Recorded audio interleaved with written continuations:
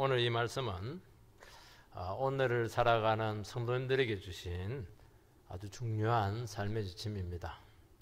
성전이 무너지는데 이게 무슨 뜻인가 아마 제목을 보시고 굉장히 궁금하게 여기셨을 것입니다.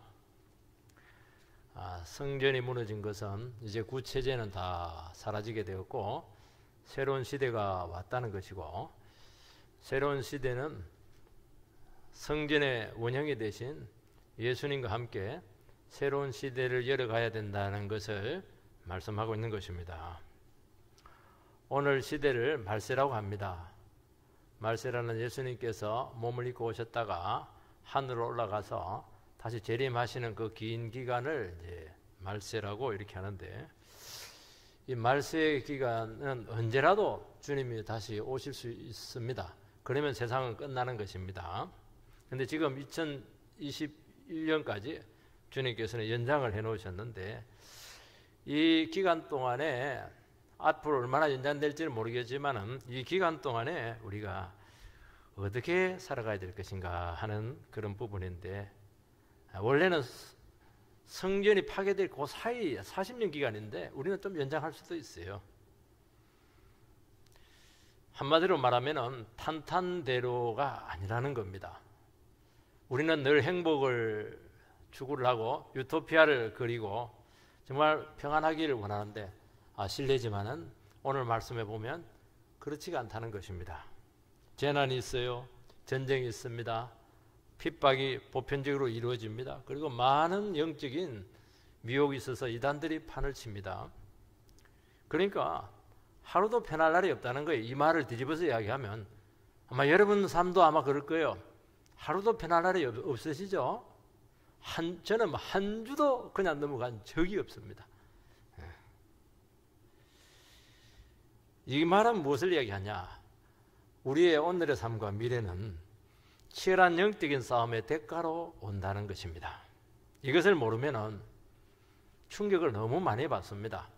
그리고 굉장히 당혹스러워지고 패닉 현상에 빠져서 우울증 걸리든지 인생 포기하고 싶은 순간들이 많다는 겁니다. 이걸 알아야 된다는 거예요. 기독교는 절대로 주님 오시기 전까지는 탄탄대로가 아니라는 거예요. 왜냐하면 죄가 있고 마귀가 있고 어마어마한 일들이 지금 안에서 지금 마귀들이 뒤에서 온갖 짓을 다 하고 있는데 어떻게 편안하게 드럼 누워서 떡 먹으면서 살아갈 수 있겠는가 하는 것이죠. 그렇지만은 당장 세상이 끝날 것 같지만은 또 세상은 호락호락하게 쉽게 끝나지 않는다는 것입니다. 속단하지 말라는 거예요. 그래서 우리는 이런 재난과 혼란과 갈등, 이런 상황들에 대해서 굉장히 익숙해져야 된다는 거예요. 내 인생엔 이런 게 오서는 안 된다. 그게 어디에 있어요? 누구든지 올 수가 있죠. 보편적으로 오죠. 코로나는 누구나 다 오는 거잖아요. 나는 좋은 시절이 올 거야. 그렇게 되기를 바랍니다. 그것도 비웃으시기 바랍니다. 나는 영원히 평화롭게 살 거야. 그렇게 되기를 바랍니다. 안 평화스러워도 괜찮아요. 그냥 주어진 상황에서 익숙하게 잘 주님과 함께 살아가시기 바랍니다. 왜냐하면 우리만 있으면 이런 상황이 너무나 불행스러울지 모르겠지만 하나님이 여전히 다스리고 있다는 거예요. 성령님께서 우리의 삶을 인도하신다는 것입니다. 그리고 끝까지 함께 하셔서 보호를 해주시겠다는 것입니다. 묵은 상태에서 가만히 아무 일도 없이 살아가는 것 재미 하나도 없어요. 그냥 전쟁터에서 기도하면서 말씀의 능력으로 하나님 의지해서 싸워서 이기는 거, 이게 최고라는 거예요. 그런 삶이 우리에게 주어진다는 것을 여러분 단단히 마음속에 명심을 하시기 바랍니다.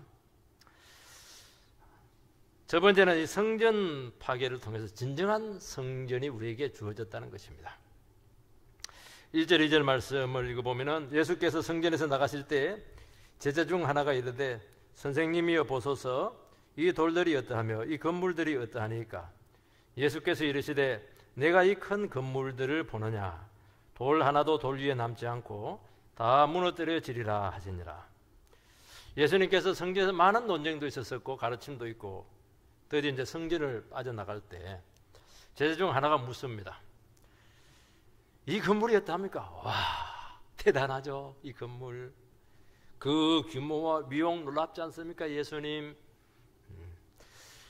이 예루살렘 성전은 헤롯 대왕이 지어준 겁니다. 헤롯 왕은 에돔 출신이기 때문에 유대인들에게 늘 열등감을 가지고 있기 때문에 유대인들의 환심을 사기 위해서 어마어마한 건물을 지금이 한 46년째 짓고 있는 거죠. 한 80년 만에 완공이 돼요. 그리고 AD 70년에 폭삭 무너집니다. 너무 크고 화려하고 대리석으로 지어졌습니다. 크기가 아파트 한 32평짜리 보다 더 커요. 하나 규모가. 지붕은 금으로 입혀졌습니다. 수백 킬로 밖에서도 막 번쩍번쩍 막 대리석 완전히 황금 궁전이에요. 수백 킬로 밖에서도 보였다고 합니다. 그 당시 사람들은 생전에 예루살렘을 보지 못하면 보아야 할 것을 보지 못한 것이다. 중국 사람들 자금성 못 보면 본 거 아니다 이렇게 하듯이 그런 정도의 엄청난 건물이었습니다.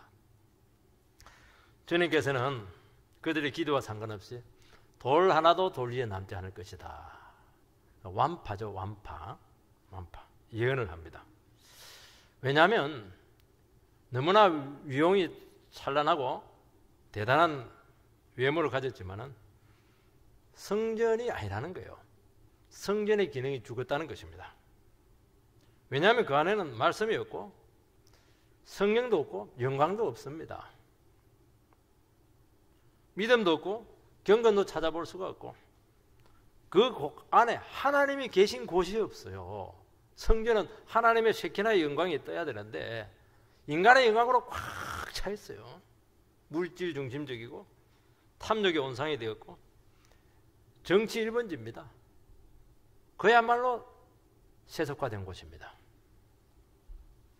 여러분 건물의 규모나 비용이 주는 효과는 엄청납니다. 사람들은 그래요. 성도님들은 교회는 아름답다. 작은 교회는 더 아름답다. 이렇게 위로를 하죠. 근데 큰 교회 다 가보면 제자들의 감탄이 얼마든지 우리는 이해가 돼요. 와, 어떻게 이 금싸라기 같은 땅에 이렇게 어리어리한 대리석으로 그냥 유리로 막 지어놨을까? 그냥 대단하지 않습니까? 저기에서 목회하시는 목사님 얼마나 대단하실까? 부럽다. 교회가 대형화되고 화려화되는 것은 건물이 주는 효과가 없다고 할 수가 없습니다. 하나님이 계신 것 같습니다. 저절로 막 들어가면 막 온매무시가 막 점해져요. 경건이 느껴지고 뭔가 압도당하는 거룩함이 있는 것입니다. 그 건물도요 전부 다 신학적으로 다 돼 있어요. 이게 건물 신학 굉장히 중요하거든요. 그런데 예수님의 입장에 봤을 때는 그렇게 엄청난 규모와 위용이 하나님과의 생명적인 관계를 보장하지 않는다는 것입니다. 예수님께서는 그 성전의 실상을 보여줬습니다. 헤롯이 지어준 이 성전인데 이것은 성도들의 헌신과 기도로 지어진 것이 아니에요. 정치적인 목적으로 환심을 사기 위해서 유대인들이 제일 소중하게 생각하는 성전을 지어준 겁니다. 그냥 하나님의 말씀으로 지어진 것이 아니라는 것입니다. 거기는 죄악의 온상이 되었어요. 하나님의 영광은 없습니다. 눈물의 기도도 없고 영혼의 변화도 없고 성령의 역사도 일어나지 않았습니다. 믿음이라고는 눈꽃만큼도 찾아볼 수가 없어요. 예수님께서는 심지어 뭐라고 말씀했습니까? 이 강도의 소굴이라고 그렇게까지 아주 화를 내셨습니다. 그러니까 그곳은 죄와 탐욕과 교만으로 영혼을 살리는 곳이 아니고 그 들어가면 죽어버려요. 병원을 세워놨는데 들어가면 살려내야지. 그 들어가면 병 만들어주고 죽이고 이렇게 하면 그 병원은 빨리 무너질수록 좋죠. 여러분 교회를 잘 지어놓고 그 안에서 막 싸운다면은 생지옥입니다. 못 나와요. 왜 못 나오냐? 투자를 너무 많이 했거든요. 인생 투자, 돈 투자, 너무 투자를 많이 들여 막 부조 같은 것도 너무 많이 하고 이렇게 하니까 이거 못 나옵니다. 절대로 못 나와요.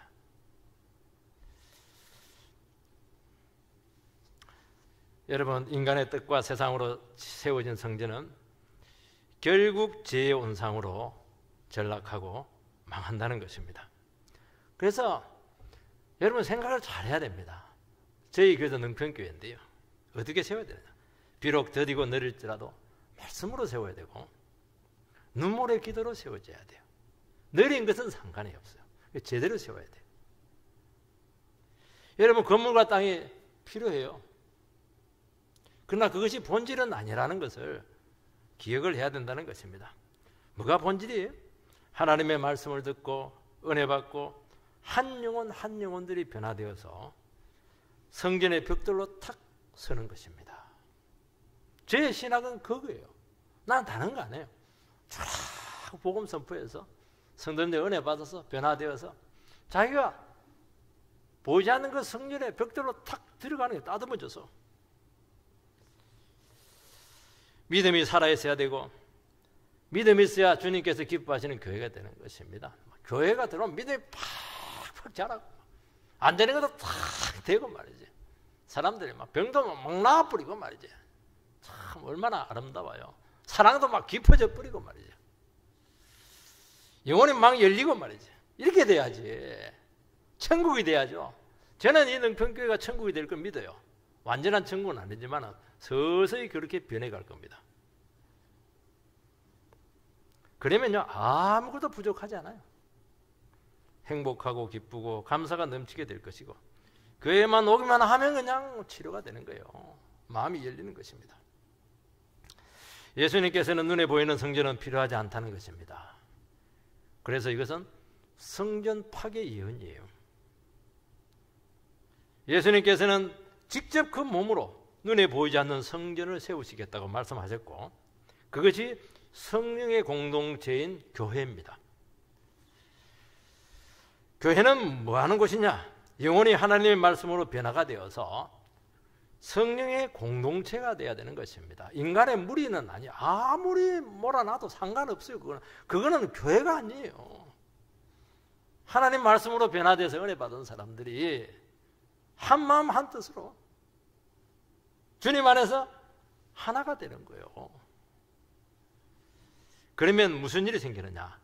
거기서 성전의 기능이 회복이 됩니다.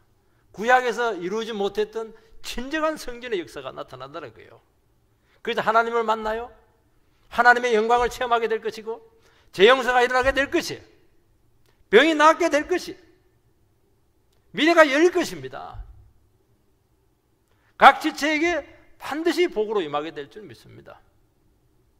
제가 목회했는데 우리 성도님들이 복 못 받고 막 다 망해버리고 저 하나님 앞에 가면 맞을 습니다. 목회 어떻게 했냐고. 제가 부임한 지 아마 6년이 조금 못 됐는데요. 저는 이 부분을 굉장히 중요하게 생각을 합니다. 근데 6년 동안 뭐 했냐? 6년 동안.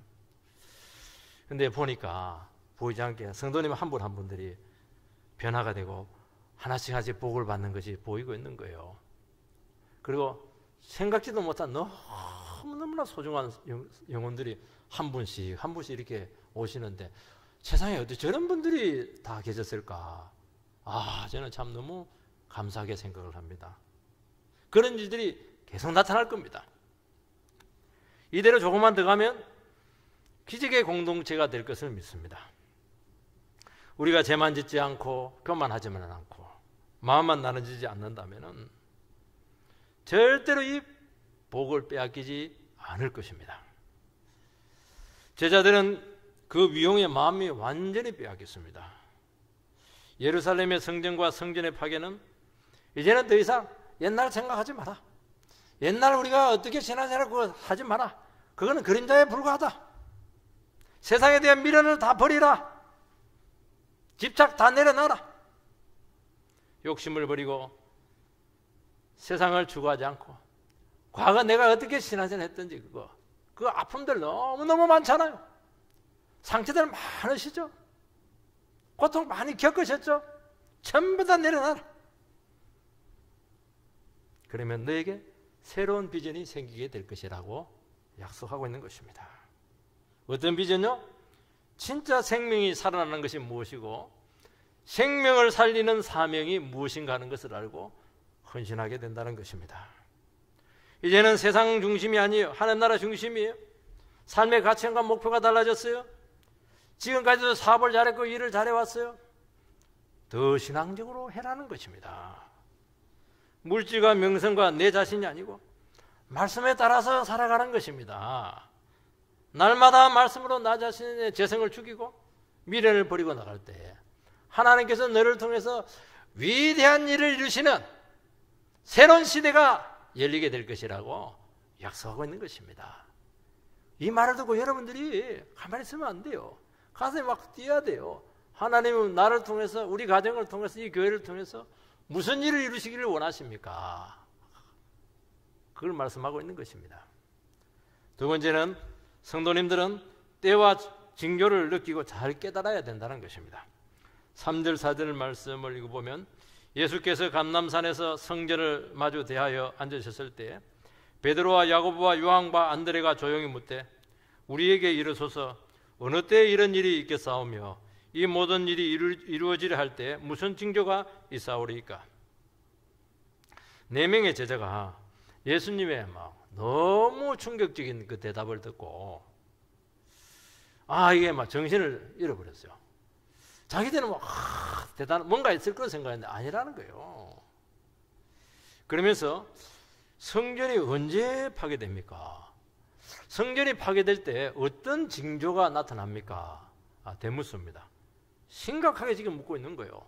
왜냐하면 성전이 파괴된다고는 꿈에도 생각을 하지 못했던 거예요. 어떻게 하나님의 성전이 파괴가 됩니까? 그것도 돌 위에 돌 하나도 남지 않을 정도로 완전히 가루를 만든다는 건데요. 유대인들에게 있어서 성전 파괴는 상처가 너무 깊어요. 바벨론의 나라를 잃어버리게 되었을 때 성전이 완전히 파괴됐잖아요. 그러니까 예수님께서 성전이 파괴된다고 이야기했었을 때는 또 나라를 잃어버리고 포로로 잡혀가게 되고 그런 비극적인 역사가 되풀이되는 거 아닙니까? 그 어려움을 말하고 있는 거예요. 우리나라 사람들에게 있어서 나이가 오래 드시면 6.25를 경험하신 분들은 다른 거는 몰라도 전쟁에 대한 기억은 너무너무 끔찍해요. 다른 거는 괜찮아요. 다시는 전쟁이 나서는 안 된다는 거예요. 너무 끔찍한 기억이에요. 부모님이 그냥 총 맞아 죽는 그 꼴을 봤기 때문에 다시는 전쟁이 나서는 안 돼. 다른 거는 괜찮아요. 너무나 많은 사람들이 떼죽음을 하고 고아와 가부가 절비하고 나라는 완전히 잿더미가 되지 않았겠습니까? 지금 그런 충격을 지금 제자들이 받고 있는 거예요. 지금 다시는 이런 일이 반복되면 안 된다는 것입니다. 여러분, 우리 인생 가운데 또 역사 가운데 얼마나 많은 격변기를 우리는 겪게 되었고 얼마나 그때마다 충격을 받게 되었습니까? 그때 막 우왕좌왕 이렇게 하다 보면은 영혼을 잃어버리고 인생을 잃어버리는 것입니다. 이런 일이 너무 많다는 거예요. 이런 일이. 그래서 제자들은 어떻게 하냐? 때와 징조를 알면 우리가 이런 충격적인 상황 가운데서 대비하는 데 도움이 되겠습니다. 그런 의미를 가지고 지금 묻고 있는 거예요. 지금 주님께서는 때는 말씀하지 않았습니다. 징조만 말씀을 하셨어요. 이런 징조가 나타나게 되면은 때가 임박한 줄 알고 철저히 대비를 하라는 것입니다. 영혼 떠내려가지 않도록, 인생 말아먹지 않도록 단단히 신앙적으로 준비를 하라는 것입니다. 여러분, 징조를 알고 있고 때를 이렇게 분별하면은 이길 수가 있어요. 그리고 삶이 달라집니다. 사람들이 이게 모르는 것은 지금 어느 때인지를 모르기 때문에 지금 막 엉뚱한 짓을 많이 하거든요. 지금 망해가는데 막 그냥 유람선을 타고 다니는 거예요. 이게. 여러분, 종말의 시대는 하나님께서 두 가지를 통해서 우리 성도님들을 깨우치십니다. 때를 가지고 깨우치고 징조를 가지고 우리 영혼들을 흔들어 깨우신다는 것입니다. 여러분, 성도들은 어떤 사람들이냐? 성도들은 때에 대해서 굉장히 민감함을 가지고 있고, 일어나는 모든 그 상황들에 대해서, 징조들에 대해서 어떤 경우에는 막 별것 아닌데도 딱 감이 오는 거예요. 지금 이게 어느 때냐? 지금 왜 우리에게 이런 일이 일어났냐는 거예요. 지금 왜 잘 가던데 옆에 차가 들이박았냐는 게 이게, 나에게 무슨 일이 생긴다는 게, 지금 이게 무슨 메시지냐는 게, 이게 굉장히 중요한 거예요. 이게 긴장해야 될 때가 있고, 기도해야 될 때가 있고, 자숙해야 될 때가 있고, 말을 주의해야 될 때가 있고, 하나님께서 너무나 많은 메시지를 우리에게 주신다는 것입니다. 이거 절대로 헐게 듣지 말라는 것입니다. 새로운 사업을 잘 하다가 이 사람 완전히 한국에서 선도하는 그런 신한국인이었어요. 근데 쫄딱 망해버렸어요. 장로님이었는데 신앙도 참 좋아요. 그래서 뭐 해야 될까, 인테리어 해야 될까, 막 너무너무 고민을 많이 했길래 신방을 했어요. 그때 제가 사도행전 1장 4절 말씀을 그분에게 드렸습니다. 예루살렘을 떠나지 말고 내게서 들은 바 아버지께서 약속하신 것을 기다리라. 장로님, 왕자왕 그렇게 뭐 먹고 살 것인가, 그에 너무 이렇게 하시지 말고 지금은 기도하면서 성령을 기다려야 될 때입니다. 약속하신 성령을 받으세요. 지금 아무것도 할 수 없을 때, 진짜 무력할 때 한 가지 할 수 있잖아요. 장로님만 해도 하나님께서 주시려고 한 메시지가 있을 텐데 기도하세요. 그러면 길이 열릴 것입니다. 성령을 구하라고 제가 권면했었습니다. 그러면 능력받아 변하여 새 사람 되는 거예요. 내가 바뀌면 되거든요. 하나님께서 지금 너를 바꾸라, 너를 바꾸면 기회는 얼마든지 온다는 거예요. 이게 어느 집사님이 암에 걸렸는데 6개월 시한부 선고를 받습니다. 근데 이 집사님은 좀 신앙이 좋아요. 죽음을 준비하라는 거구나. 유서도 써놓고 정리도 하고 딱 결단을 해요. 그 빚을 갚고 관계를 회복하려고 하는 사람을 찾아가서 오해도 풀고 화해도 해요. 그 자녀들과 많은 대화를 나눕니다. 주변을 딱 정리를 해요. 그런데 석 달, 넉 달, 5달이 돼도 병이 악화되지 않았어요. 그래서 검사를 해보니까 그 오진이었어요. 주변 사람들이 억울하지 않습니까? 정리한다고 돈이 많이 들었거든요. 얼마나 마음고생을 많이 했어요. 그 의사한테 위자료 받아야 되는데. 그래서 안타까워하면서 이야기를 했습니다. 근데 그 지사님께서는 내가 일생 동안 이 반년처럼 제대로 산 적이 없다. 정말 진지하게 샀을 때가 이때였다. 남은 삶도 내 그 마음으로 살고 싶다. 비록 오진이었지만은 이분은 주님의 음성으로 듣고 징조로 듣고 내가 6개월 남은 인생밖에 안 되는 걸 하는 것을 알고 삶을 완전히 뜯어 고친 거예요. 여러분, 종말의 시대를 살아가는 깨어있는 성도들의 자세가 되기를 바랍니다. 주님께서는 여러분들에게도 똑같은 것을 할 겁니다. 허투루 되는 거 하나도 없어요. 여러분 이것을 전부 다 영적으로 가져와가지고 이게 무슨 때인가, 이게 무슨 뜻인가, 지금 뭘 해야 되는가, 내가 지금 이러고 있을 때인가, 들어 누워 있을 때인가, 텔레비전 보고 있을 때인가, 기도해야 될 때인가, 여기에 대해서 굉장히 민감하게 반응을 해야 된다고 말씀하고 있는 것입니다. 죽음을 늘 묵상하고 언젠가는 주님 앞에 서게 될 텐데 내가 이렇게 살아가는 것이 정말 죽음을 준비하는 자세인가, 얼마나 많은 질문이 우리에게 주어지게 되겠습니까? 세 번째는 수많은 재난에 대해서 믿음으로 대처를 해야 된다는 것입니다. 5절 6절 말씀을 보면 예수께서 이르시되 너희가 사람의 미혹을 받지 않도록 주의하라. 많은 사람이 내 이름으로 와서 이르되 내가 그라하여 많은 사람을 미혹해 하리라. 일단은 미혹하게 하는 일이 나타납니다.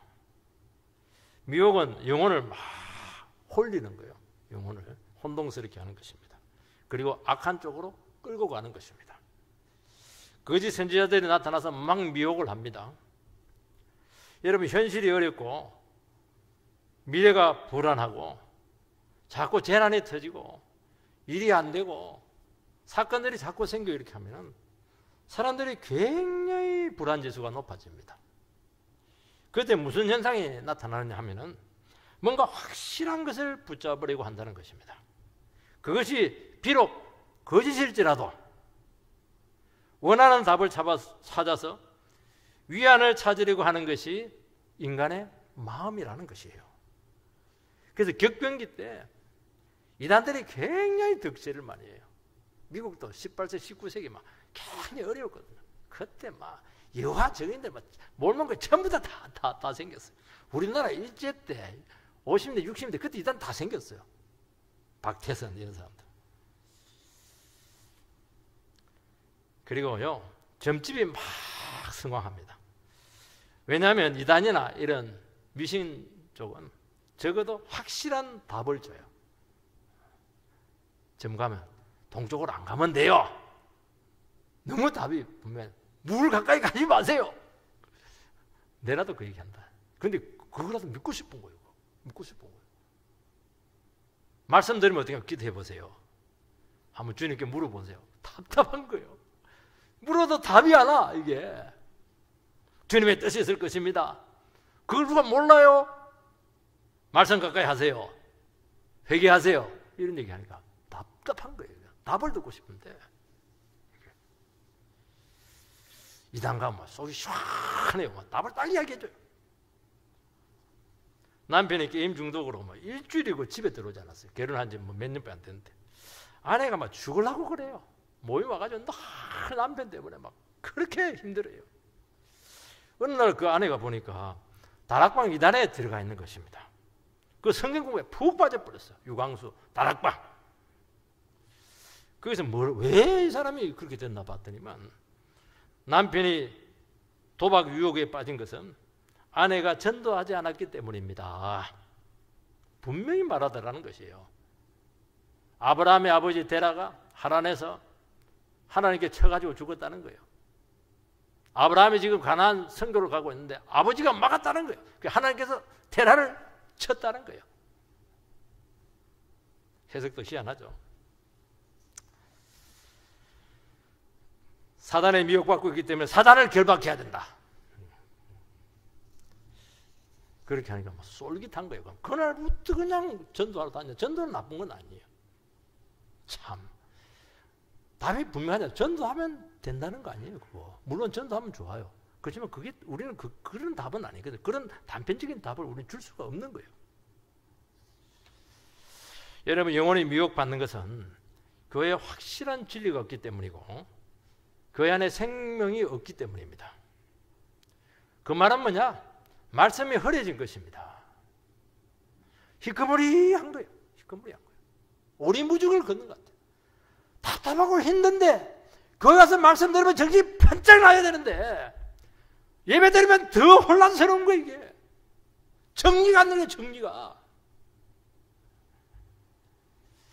여러분, 이단은 가짜지만은 가짜가 더 확신을 가지고 이야기합니다. 더 확신 있게 되든 안 되든. 사랑은 우리는 거의 사랑이 없어요. 이단들은 아예 집을 줘버려요. 얼마나 사랑이 많은지. 박사님들, 교수님들, 심지어 목사님들도요, 그냥 빠져버립니다.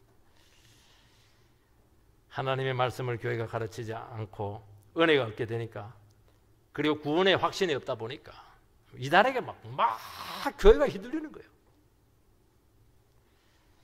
여러분, 진짜 성도, 진짜 교회는 절대로 미혹받지 않습니다. 딱 들으면 가짜다는 거예요. 교회가 하나님의 말씀으로 채워져야 될 줄 믿습니다.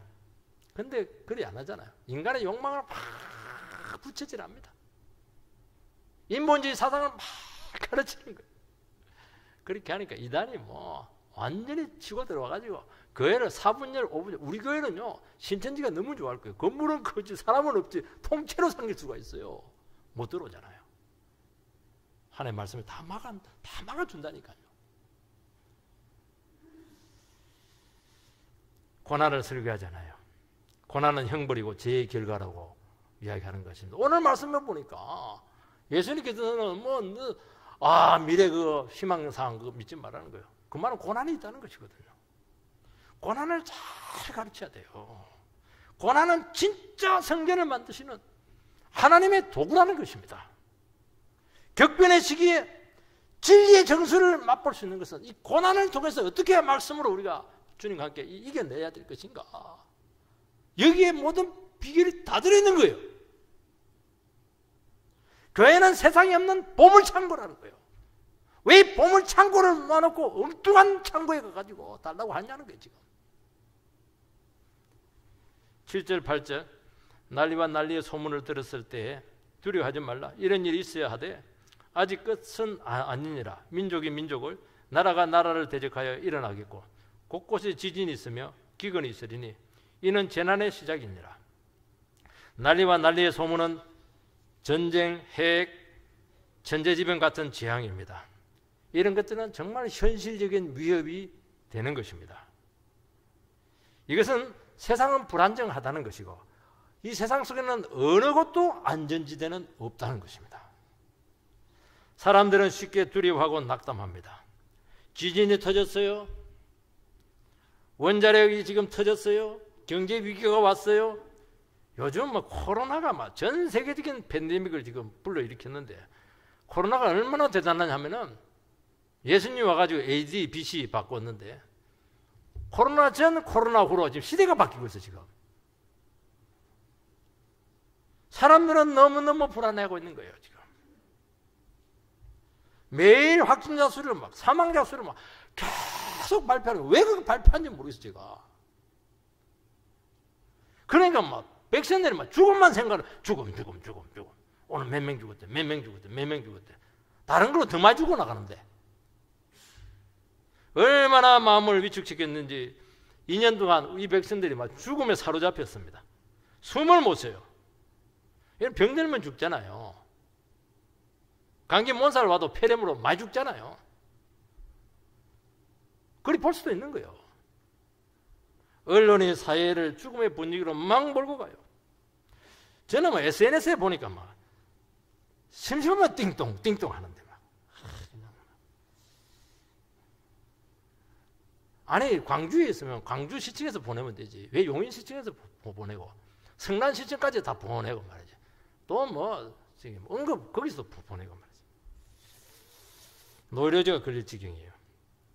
여러분 난리와 난리의 소문은 정확하잖아요. 과거에도 전쟁이 많이 일어났는데요. 수년 동안 모르는 경우가 참 많았습니다. 그리고 그 소식도 부정확해요. 부정확하잖아요. 난리라고 하는 것은 그냥 난리예요. 난리친 거예요. 그걸 가지고 막 위기를 자꾸 조장을 하고 여론을 막 왜곡을 시키는 것입니다. 신문, 언론 여러분 절대 믿지 마세요. 사실 보도입니까? 진실 보도입니까? 아닙니다, 여러분. 조작된 겁니다. 미리 알아셔야 됩니다. 성경 읽으세요, 성경. 그래 마음도 편하고 예배드리면 축복도 오고. 왜 세상에 걱정거리까지 일부러 끌고 와가지고 감동도 못하면서 그렇게 괴로워합니까? 예배드리고 성경 읽고 기도하면 될 거 아니겠어요? 죽고 사는 거 하나님께 있습니다. 그분 의지하고 살면 문제될 거 하나도 없다는 것입니다. 여러분 난리의 소문을 들으면 모든 것이 다 끝장난 것으로 착각을 하게 만든다는 겁니다. 이 나라는 수많은 위기를 겪었어요. 나라가 끝장날 위기를 수도 없이 이 민족은 겪었습니다. 지금 잘 먹고 잘 살잖아요. 더 잘 살잖아요 지금. 지금 뭐 한류다 이래가지고 뭐 떵떵거리고 있잖아요 지금. 지금도 사람들은 위기의식이 팽배하고 있고 불안해하고 있습니다. 굶는 사람 있으세요? 당장 전쟁이 일어날 것처럼 난리를 치고 있는데 전쟁이 일어났습니까? 건물이 무너졌어요? 아니잖아요. 너무 두려워하지 말라는 겁니다. 주님은 이런 일이 있어야 하지만 끝은 아니라 격변은 얼마든지 일어날 수 있습니다. 재난의 시작이라고 말씀하고 있는 거예요. 시작이에요, 시작. 재난할 때 이건 산모의 진통과 똑같은 어원을 가지고 있습니다. 여러분 산모가 진통이 온다고 해서 아이가 바로 나오지 않잖아요. 그리고 그 결과는 귀한 생명을 얻지 않습니까? 여러분 불길하고 예기치 않는 일이나 재난에 쉽게 속단하고 낙담하지 마시기 바랍니다. 여러분 전쟁이 쉽게 일어나지 않아요. 그게 나라 쉽게 망하지 않아요. 병들어도 쉽게 안 죽어요. 사람 생명이 얼마나 대단한데요. 골골 80이에요. 너무 두려워하면 소중한 시간을 소비하게 되고 가치 있는 삶이 절대로 나오지 않습니다. 그거 다 맡겼어요. 이제 시작이다. 시작이니까 이제 시작은 된 거예요. 괴롭죠. 고통이 시작이 된 겁니다. 인내하라는 거예요. 주님이 피할 길 주시고 대처하게 하신다는 것입니다. 그러니까 믿음이 필요하다는 거예요. 믿음. 여러분, 우리 같은 이런 시대 가운데 위기나 혼돈과 공황 상태에 있을 때 특별히 잘 참으시기 바랍니다. 특별히 다 끝났다. 나는 끝났어. 청소년들 막 배 아프면 막 그냥 인터넷 뒤져가지고 위암의 증상들 이래가지고 위 내시경 해달라고 난리를 쳐요. 그리고 막 방구제 처박혀 해가지고 아무것도 안 하고 공부도 안 하고. 왜냐하면 죽어야 되니까. 자기가 미리 죽어버려. 참. 여러분, 이때 믿음을 작동을 하라는 것입니다. 우리가 죽고 사는 것은 하나님 손에 있는 거예요. 세상도요, 주님이 오셔야 끝나는 거예요. 나는 끝나도 주님은 이제 시작이라는 거예요. 내가 끝나야 주님이 일하실 수가 있는 거예요. 지금 자기가 펄펄 살아가지고 자기가 가니까 주님이 일이 안 되는 거거든요. 주님의 섭리에 맡기시고 지켜보는 믿음이 필요하다는 것입니다. 예루살렘의 멸망과 성전 파괴는 세상 종말이 아니고 새 시대를 알리는 신호탄이 되었습니다. 성령의 시대가 열리게 되었고 유대인 중심에서 이방 중심의 교회로 중심축이 지금 옮겨가는 거예요. 복음이 보편적으로 확산되는 거예요. 이 모든 것이 끝났을 때 새로운 차원에서 주님이 사용하시고 우리의 삶을 열어가신다는 것입니다. 우리에게 많은 일들이 있나요? 많은 고통들이 올 수가 있어요. 사업도 흔들릴 수가 있어요. 그러나 이런 변화들과 격변이라고 하는 것은 우리를 불행하게 만드는 것이 아니고 위대한 미래를 열어가는 주님의 창이라는 거예요. 이 흔들지 않으면 그 세계 속에서 헤어나오지를 못해요. 그 좁은 세계 테두리에서 나오지를 못하는 거예요. 주님께서는 우리의 생존 그 자체를 흔들어서 그렇게 살지 마라. 어차피 먹고 사는 거 주님 손에 달려있다. 더 위대한 일을 해라. 생명을 살리라는 거예요. 그런 위대한 일이 우리 가운데 있게 되기를 주의 이름으로 축원드립니다.